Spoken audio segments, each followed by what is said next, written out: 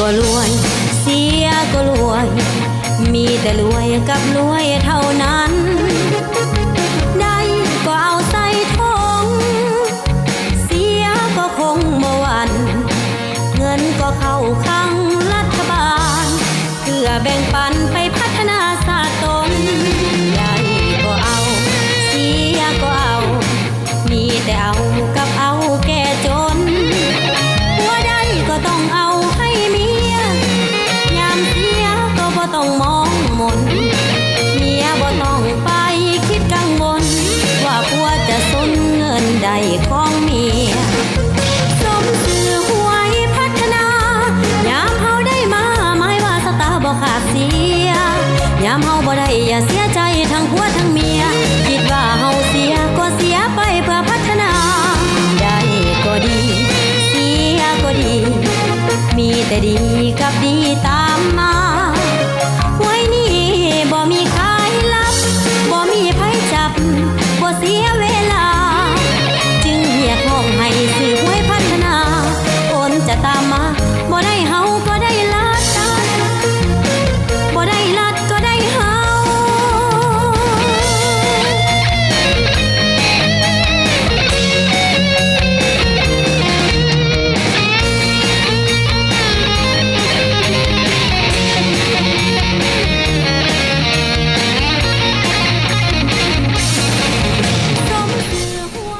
หวยพัฒนาเป็นของรัฐคุ้มครองตอบสนองเงินรางวัลบ่ผันผลถ้าท่านถูกได้รางวัลบ่ผันปีนเป็นทรัพย์สินให้แก่รัฐพัฒนาสบายดีบรรดาท่านที่ฮักแพงทุกท่านในขณะนี้อยู่ที่สำนักงานใหญ่ของบริษัทรัฐวิสาหกิจหวยพัฒนากำลังทำการออกเลขรางวัลประจำงวดที่28ออกข้างวันที่6เดือนมีนาปี2026ในการออกเลขรางวัลในครั้งนี้มีการออกเลขรางวัลหวยเลข6ตัวและสลากพัฒนา5/45จึงได้รับเกียรติเข้าร่วมเพื่อเป็นสักขีพยานและปฏิบัติหน้าที่เฮ็ดกิจกรรมการออกเลขรางวัลจากบรรดาท่านคณะกรรมการคุ้มครองการออกเลขรางวัลโดยมีผู้ต่างหน้ามาจากภาคส่วนต่างๆคือดังนี้มีผู้ต่างหน้าจากห้องว่าการสภาแห่งชาติมีผู้ต่างหน้าจากกระทรวงยุติธรรมมีผู้ต่างหน้าจากศูนย์กลางแนวร้าวสร้างชาติมีผู้ต่างหน้าจากกระทรวงวัฒนธรรมและการท่องเที่ยวมีผู้ต่างหน้าจากห้องว่าการสำนักงานนายกรัฐมนตรีมีผู้ต่างหน้าจากกระทรวงป้องกันความสงบและมีผู้ต่างหน้าจากกระทรวงการเงินนอกจากนั้นเป็นเกียรติเข้าร่วมก็ยังมีคณะอำนวยการของบริษัทรัฐวิสาหกิจหวยพัฒนาและบรรดาแขกที่ได้รับการเชิญจำนวนหนึ่งเข้าร่วมติดตามการออกเลขรางวัลฉะนั้นในโอกาสต่อไปเพื่อความรับประกันของอุปกรณ์และความโปร่งใสจึงขอเรียนเชิญบรรดาท่านคณะกรรมการคุ้มครองการออกเลขรางวัลได้ให้เกียรติขึ้นปฏิบัติหน้าที่ทำการคัดเลือกติดสั่งน้ำหนักหน่วยบานเพื่อบรรจุใส่อุปกรณ์พร้อมทั้งกวดกล่าวความพร้อมของอุปกรณ์ที่จะนำใช้ในการออกเลขรางวัลแต่ละชนิดขอเรียนเชิญบรรดาท่านคณะกรรมการคุ้มครองการออกเลขรางวัลจะได้กวดกล่าวความพร้อมของอุปกรณ์ที่จะนำใช้ในการออกเลขรางวัลแต่ละชนิดซึ่งจะเริ่มจากอุปกรณ์เลขเสียงประจำหลักจากนั้นสืบต่อกวดกล่าวความพร้อมของสุดอุปกรณ์เฉพาะในการออกเลขรางวัลสลากพัฒนา5/45พร้อมกันนั้นคณะกรรมการคุ้มครองการออกเลขรางวัลจะทำการติดชั่งน้ำหนักเพื่อคัดเลือกเอาหน่วยบานที่มีน้ำหนักเท่ากันทุกหน่วยไปจัดเรียงไว้อยู่บนห้องหับทางด้านนอกของแต่ละหน่วยตุ้มเพื่อบรรจุใส่แต่ละตุ้มให้ครบหน่วยตุ้มละ10หน่วยบานขออนุญาตอ่านแจ้งการของบริษัทรัฐวิสาหกิจหวยพัฒนาฉบับเลขที่085/หพน.ลงวันที่2เดือนมีนาปี2016ถึงบริษัทตัวแทนจำหน่ายหวยพัฒนาทุกภาคส่วนที่เกี่ยวข้องตลอดฮอดผู้ที่มักเสี่ยงโชคชิงรางวัลในขอบเขตทั่วประเทศเรื่องโจ้การออกเลขรางวัลหวยพัฒนาในวันจันทร์วันที่9เดือนมีนาปี2016บริษัทรัฐวิสาหกิจหวยพัฒนาขอถือเป็นเกียรติแจ้งมายังบรรดาบริษัทตัวแทนจำหน่ายหวยพัฒนาทุกภาคส่วนที่เกี่ยวข้องตลอดฮอดผู้ที่มักเสี่ยงโชคเสี่ยงรางวัลในขอบเขตทั่วประเทศ ทราบทั่วถึงกันว่าเนื่องจากวันจันทร์วันที่9เดือนมีนาปี2026เป็นวันพักชดเชยวันแม่หญิงสากลตามแจ้งการของห้องว่าการสำนักงานนายกรัฐมนตรีฉบับเลขที่2118ทับหสนยลงวันที่26เดือนธันวาคมปี2025ฉะนั้นบริษัทรัฐวิสาหกิจหวยพัฒนาจึงได้โจ๊กการออกเลขรางวัลหวยพัฒนาในวันจันทร์วันที่9เดือนมีนาปี2026บ่มีการออกทดแทนคืนดังนั้นจึงแจ้งมาเพื่อทราบและพร้อมกันปฏิบัติตามแจ้งการฉบับนี้ด้วยเซ็นท่านสุบันเพียสักขา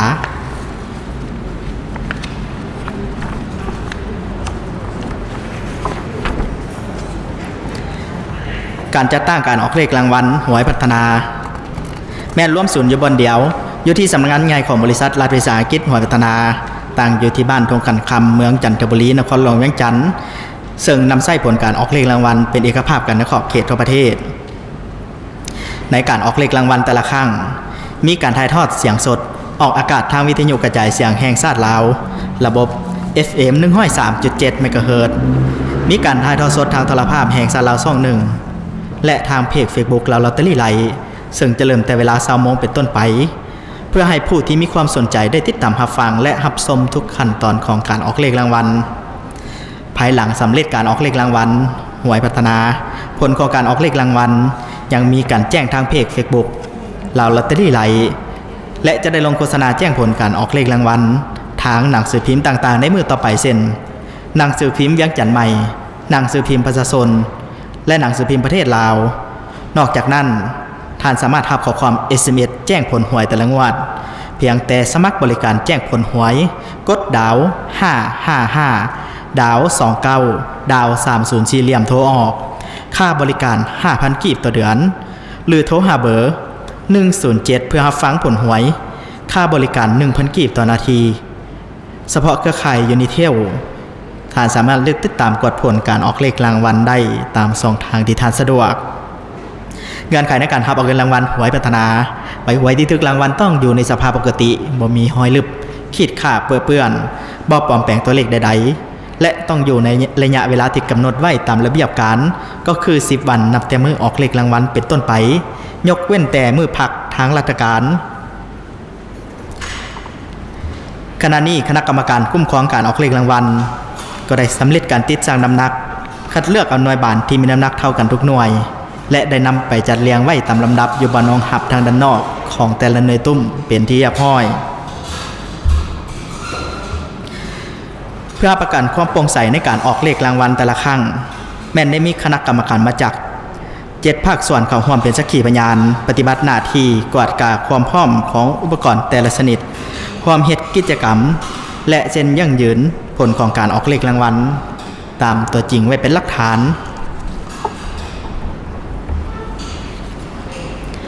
และในขณะนี้การกวาดกาความพร้อมของอุปกรณ์ที่จะนำใช้ในการออกเลขรางวัลแต่ละชนิดก็ได้สำเร็จเป็นที่เรียบร้อยลำดับต่อไปขอเชิญพนักงานถือขันเลขบัตรได้ออกมาประจำหน้าที่ขอเชิญพนักงานออกเลขรางวัลได้ออกมาจกเสียงเลขบัตรที่อยู่ในขันเป็นครั้งที่1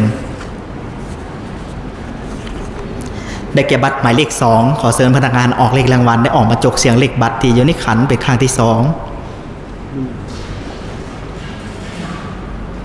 ได้แก่บัตรหมายเลข1ขอเชิญพนักงานออกเลขรางวัลได้ออกมาจกเสียงเลขบัตรที่อยู่ในขันเป็นครั้งที่3ได้แก่บัตรหมายเลข5ขอเชิญพนักงานออกเลขรางวัลได้ออกมาจกเสียงเลขบัตรที่อยู่ในขันเป็นครั้งที่4ได้แก่บัตรหมายเลข3ขอเชิญพนักงานออกเลขรางวัลได้ออกมาจกเสียงเลขบัตรที่อยู่ในขันเป็นครั้งที่5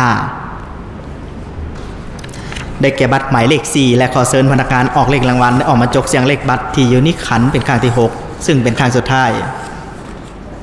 ได้แก่บัตรหมายเลข6พนักงานออกเลขรางวัลแมนจะได้ขึ้นไปประจำหน้าที่อยู่แต่ละหน่วยตุ้มตามหมายเลขบัตรที่ตนเองจกเสียงได้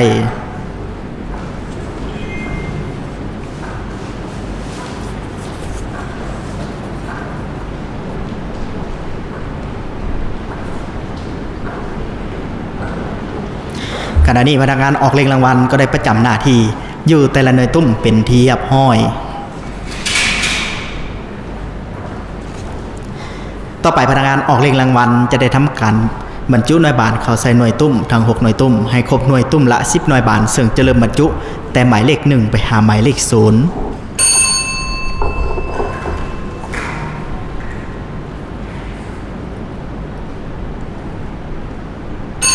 หน่วยที่1หมายเลข1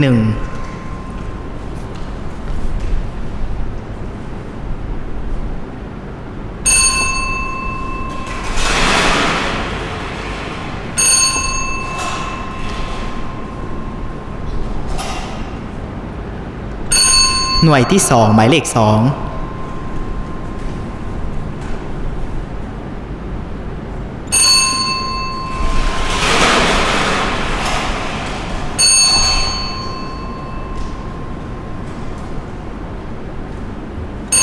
หน่วยที่3หมายเลข3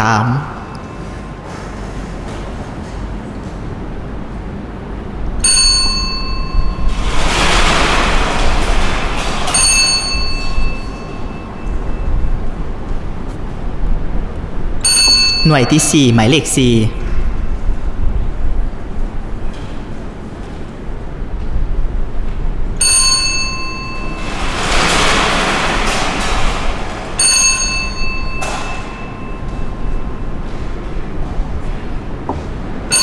หน่วยที่5หมายเลข5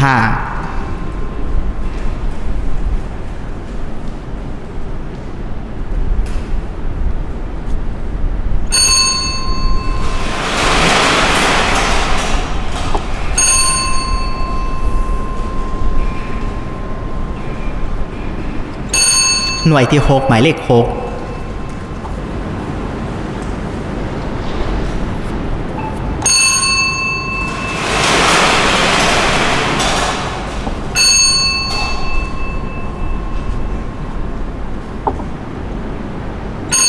หน่วยที่7หมายเลข7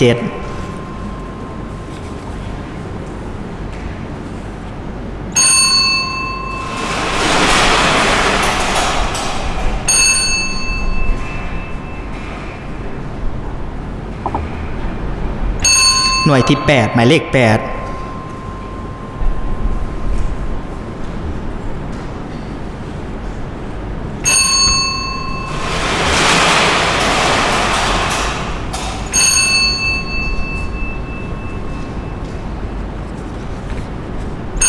หน่วยที่9หมายเลข9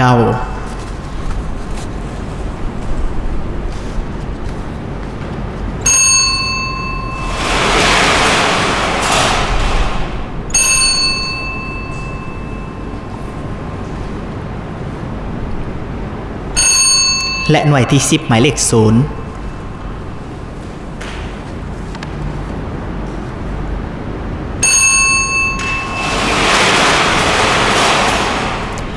การบรรจุหน่วยบานเข้าใส่หน่วยตุ้มทั้ง6หน่วยตุ้มก็ได้ครบหน่วยตุ้มละ10หน่วยบานเป็นที่เรียบร้อยต่อไปพนักงานออกเลขรางวัลจะได้ทำการหมุนหน่วยตุ้มทั้ง6หน่วยตุ้มไปพร้อมๆกันเป็นครั้งที่1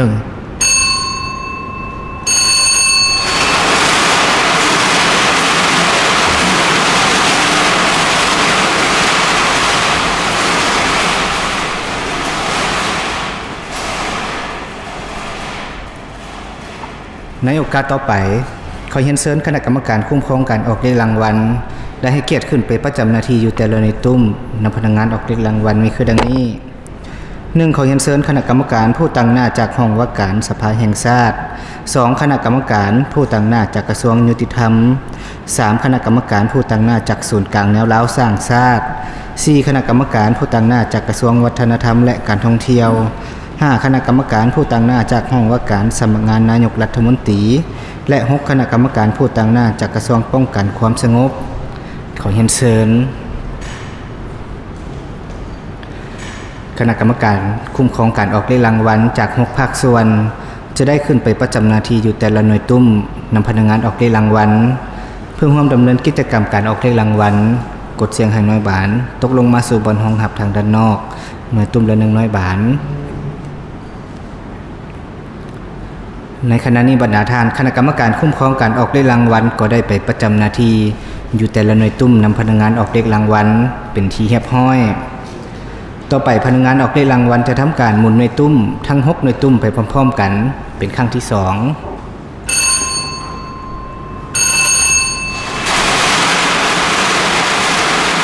จะดำเนินกิจการของพัฒนาเพื่อเป็นการพักผ่อนเรื่องอารมณ์ของผู้ที่มักเสี่ยงโชคสิ่งรางวัลเป็นการสร้างอาชีพเสริมสร้างเรื่องงานทำและสร้างรายได้ให้แก่ผู้ขายหวยสร้างรายหักผลประมาณของรัฐด้วยการเก็บเอาเงินสดส่วนหนึ่งที่หมุนเวียนอยู่ในท้องตลาดซึ่งเข้าสู่ระบบการเงินธนาคารต้องคู่กับการประกอบเครื่องช่วยเหลือสังคมหรือดำเนินการผลิตภัณฑ์การพนันต่างๆที่ถูกต้องตามระเบียบกฎหมาย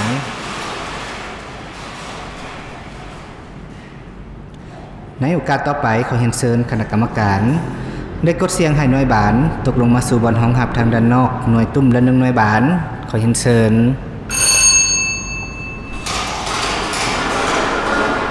ขอขอบใจน้ำคณะกรรมการลำดับต่อไปพนักงานออกเลขรางวัลจะได้ถือขันขึ้นไปหับเอาหน่วยบานที่ตกลงมาสู่บอลห้องหับทางด้านนอกเพื่อนำไปบรรจุร่วมกันใช้อุปกรณ์วงกลม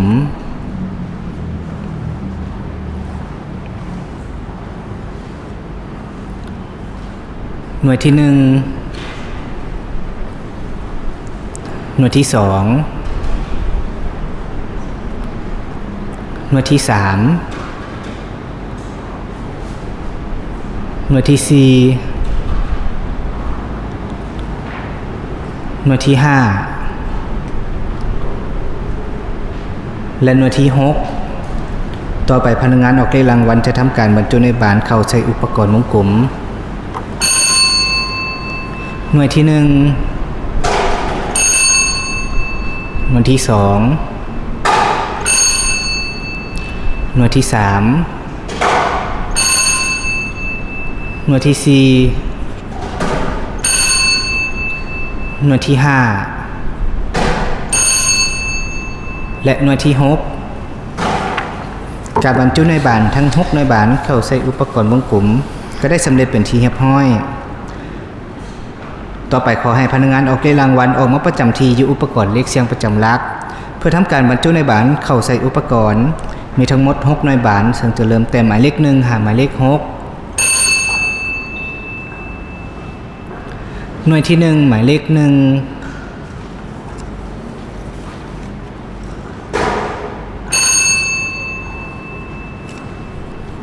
หน่วยที่2หมายเลข2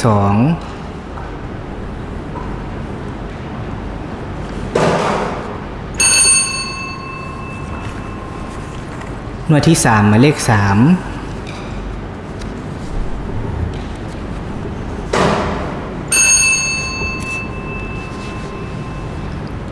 หน่วยที่4หมายเลข4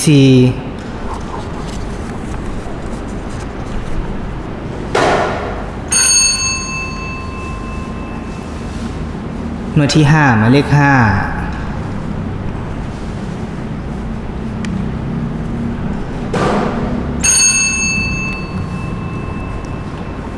และหน่วยที่6หมายเลข6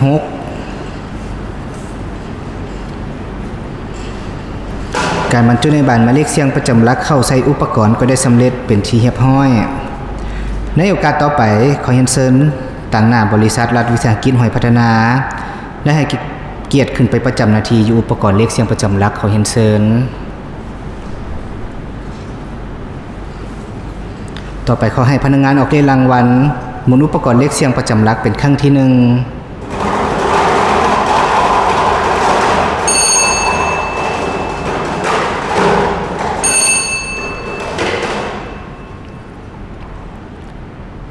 หน่วยบัตรหมายเลขเสียงประจำหลักครั้งที่1ได้แก่หมายเลข4ขอเชิญพนักงานออกเลขรางวัลที่ประจำอยู่หน่วยตุ้มหมายเลข4พร้อมด้วยคณะกรรมการออกมาประจำที่อยู่อุปกรณ์วงกลมพนักงานออกเลขรางวัลจะได้ทำการหมุนอุปกรณ์วงกลมเป็นครั้งที่1บริษัทรัฐวิสาหกิจหอยพัฒนามีพลังบทบาทในการเคลื่อนไหวทุนจำหน่ายใบหอยพัฒนาทุกประเภทด้วยการนำใช้หลักภาคส่วนเศรษฐกิจเข้าร่วมโดยมีการซื้อขายหวยผ่านผู้ขายหวยและการซื้อขายผ่านแอปพลิเคชันที่ได้รับอนุญาตตามระเบียบการ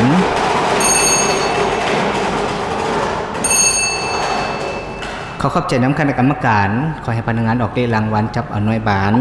และนำไปวางไว้อยู่บนห้องหับอยู่ที่ตำแหน่งหลักห้อยต่อไปขอให้พนักงานออกเลขรางวัลหมุนอุปกรณ์เลขเสียงประจำหลักเป็นครั้งที่2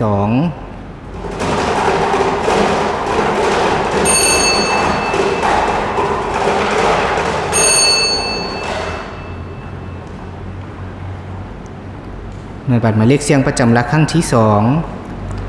ได้แก่หมายเลข5ขอเชิญพนักงานออกเลขรางวัลที่ประจำอยู่หน่วยตุ้มหมายเลข5พร้อมด้วยคณะกรรมการออกมาประจำที่อยู่อุปกรณ์วงกลมพนักงานออกเลขรางวัลจะได้ทำการหมุนอุปกรณ์วงกลมเป็นครั้งที่2การดำเนินกิจการหอยพัฒนาก็ยังเพื่อเป็นการระดมทุนจากสังคมสร้างได้รับของงบประมาณของรัฐเกี่ยวกับการประกอบส่วนช่วยเหลือสังคมและจำกัดการพนันต่างๆที่บ่ถูกต้องตามระเบียบกฎหมาย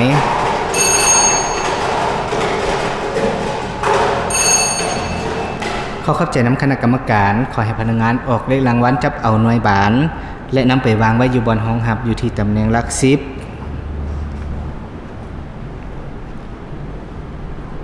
ต่อไปขอให้พนักงานออกเลขรางวัลหมุนอุปกรณ์เลขเสียงประจำหลักเป็นครั้งที่3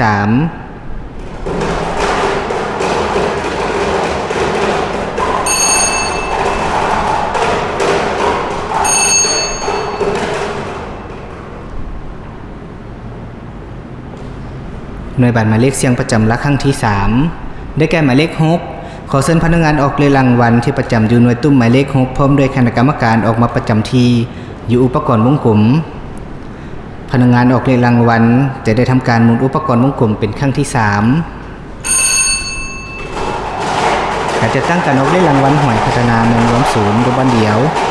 ที่สำนักงานใหญ่ของบริษัทรัฐวิสาหกิจหอยพัฒนาซึ่งจะนำใช้ผลการออกเลขรางวัลเป็นเอกภาพกันในขอบเขตทั่วประเทศ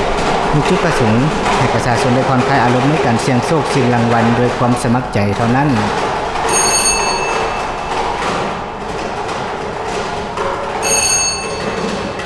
ขอขอบใจน้ำคณะกรรมการขอให้พนักงานออกเลขรางวัลจับเอาหน่วยบานและนำไปวางไว้อยู่บนห้องหับอยู่ที่ตำแหน่งหลักหน่วยต่อไปขอให้พนักงานออกเลขรางวัลหมุนอุปกรณ์เลขเสียงประจำหลักเป็นครั้งที่4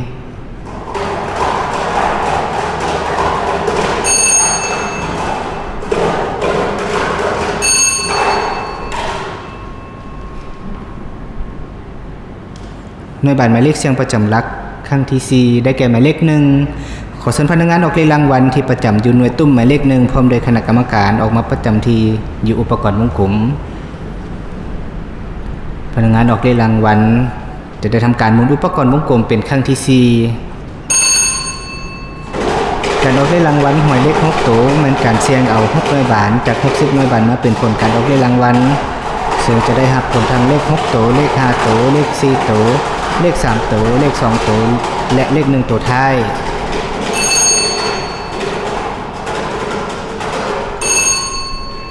ขอขอบใจน้ำคณะกรรมการขอให้พนักงานออกเลขรางวัลจับเอาหน่วยบานและนำไปวางไว้อยู่บนห้องหับอยู่ที่ตำแหน่งหลักแสน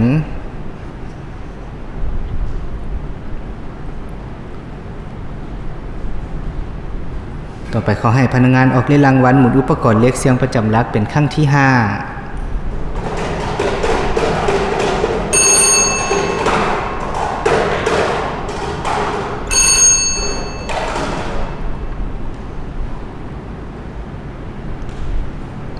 หน่วยบัตรหมายเลขเสียงประจำหลักครั้งที่5ได้แก่หมายเลข2ขอเชิญพนักงานออกเลขรางวัลที่ประจำอยู่หน่วยตุ้มหมายเลข2พร้อมด้วยคณะกรรมการออกมาประจำที่อยู่อุปกรณ์วงกลมพนักงานออกเลขรางวัลจะได้ทำการหมุนอุปกรณ์วงกลมเป็นครั้งที่5เงื่อนไขการรับเอาเงินรางวัลหอยพัฒนาใบหอยที่ถูกรางวัลต้องอยู่ในสภาพปกติบ่มีหอยเลือดขีดขาดเปื้อนบ่ปนแปลงตัวเลขใดๆท่านจึงสามารถเลขรับเอาเงินรางวัลได้ในระยะ10วันนับตั้งแต่มื้อออกเลขรางวัลเป็นต้นไป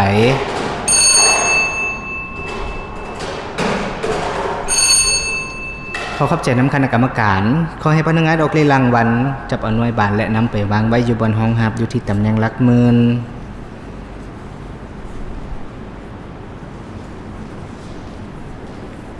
และหน่วยบานหมายเลขเสียงประจำหลักก็เหลือเพียงหน่วยบาน1หน่วยบานเท่านั้น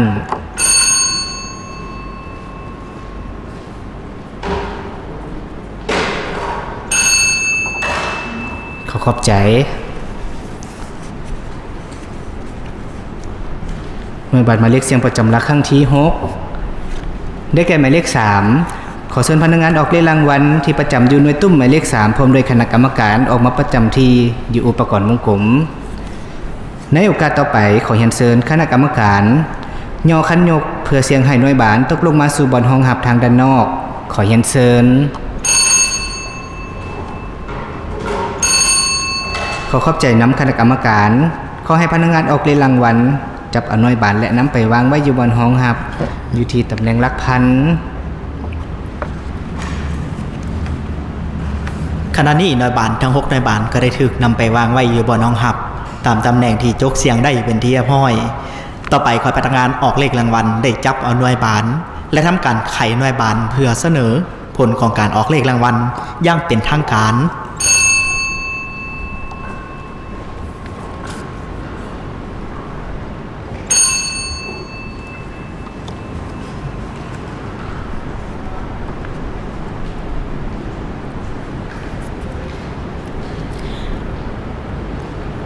ในเวลานี้พร้อมแล้วที่จะประกาศผลการออกเลขรางวัลให้บรรดาท่านนะครับทราบผลการออกเลขรางวัลหวยพัฒนาประจำงวดที่28ออกข้างวันที่6เดือนมีนาปี2026รางวัลเลข6ตัวเลขที่ออกได้แก่หมายเล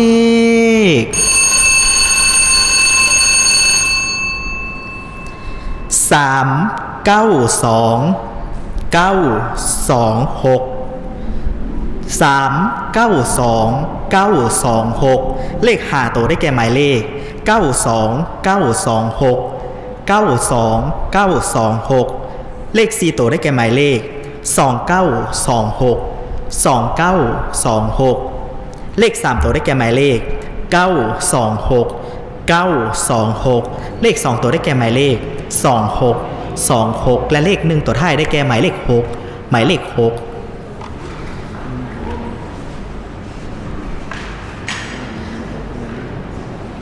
ผลการออกเลขรางวัลหวยเลข6ตัวก็ได้ออกมาสำเร็จเป็นที่เรียบร้อยต่อไปแมนจะได้สืบต่อทำการออกเลขรางวัลสลากพัฒนา 5/45 คอยพนักงานออกเลขรางวัลได้ออกมาประจำหน้าที่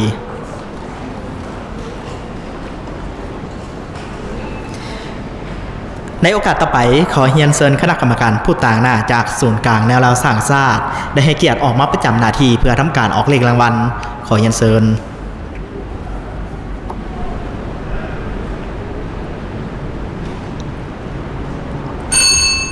สลากพัฒนา 5/45 รางวัลที่1ต้องถูกหาหมายเลข4เลขหน้าจะสลับอยู่ตำแหน่งใดก็ได้1เลขท้ายต้องถูกกับผลออกมูลค่ารางวัลต่ำสุด1ตื้อกี่ถ้ามีเงินรางวัลสะสมแม่นจะได้บวกเพิ่มสลากพัฒนา 5/45 หน่วยที่1ได้แก่หมายเลข06หมายเลข06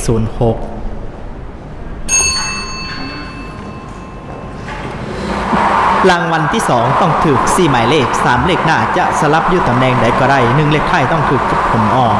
รางวัลละ5ล้านกี่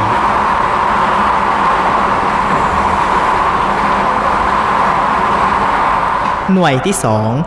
2ได้แก่หมายเลข04หมายเลข04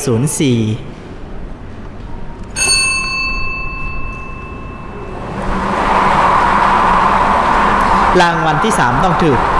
3หมายเลข2เลขหน้าจะสลับอยู่ตำแหน่งใดก็ได้1เลขท้ายต้องถูกกับผลออกรางวัลละ200,000กี่หน่วยที่3ได้แก่หมายเลข24หมายเลข24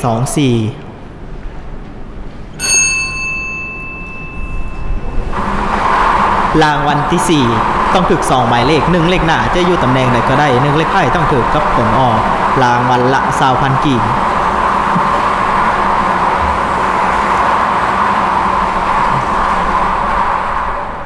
หน่วยที่4ได้แก่หมายเลข34หมายเลข34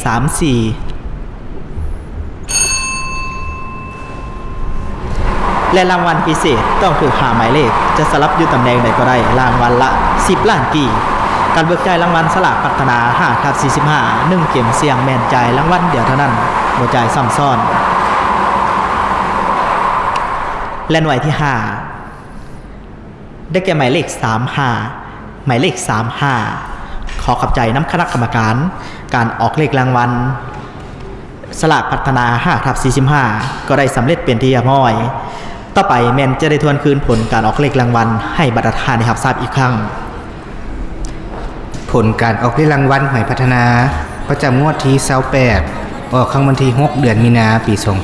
2026รางวัลเลข6ตัวเลขที่ออกได้แก่392 926 392 926เลข5ตัวได้แก่หมายเลข92 926 92 926เลข4ตัวได้แก่หมายเลข2926 2926เลข3ตัวได้แก่หมายเลข926 926เลข2ตัวได้แก่หมายเลข26 26และเลข1ตัวท้ายได้แก่หมายเลข6หมายเลข6ผลการออกได้รางวัลสลากพัฒนา 5/45 มี5หมายเลขได้แก่หมายเลข06หมายเลข04หมายเลข24หมายเลข34หมายเลข35ขอแสดงความขอบใจมายังบรรดาทานคณะกรรมการคุ้มครองการออกเลขรางวัลที่ได้ให้เกียรติเข้าร่วมกิจกรรมและเป็นสักขีพยานในการออกเลขรางวัลในครั้งนี้ขอขอบใจน้ำผู้ที่มักเสี่ยงโชคชิงรางวัลทั้งหลายที่ได้ประกอบสุขยุ่งหวยพัฒนาโดยมาตลอดขออวยพรมายังบรรดาทานจงมีแต่ความผาสุกโชคดีมีความเจริญก้าวหน้าในทุกนาทีเวียก